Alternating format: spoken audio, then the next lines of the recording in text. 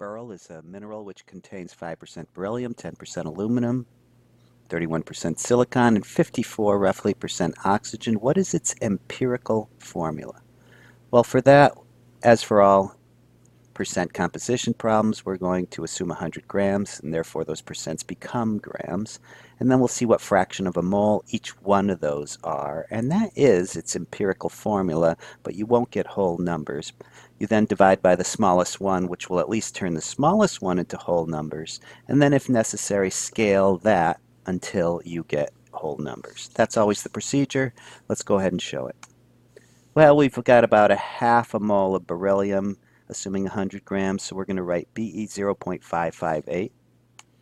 We have less aluminum, and that's about a third of a mole, so 0.371. I'm not liking how these are lining up. It doesn't look like a 1-to-1 or a 1-to-2 ratio, but maybe it'll clean itself up.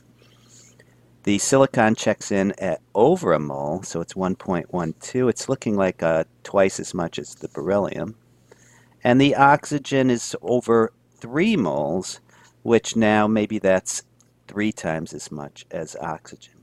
Write them all down and divide by the smallest one, which is aluminum. That'll make that 1.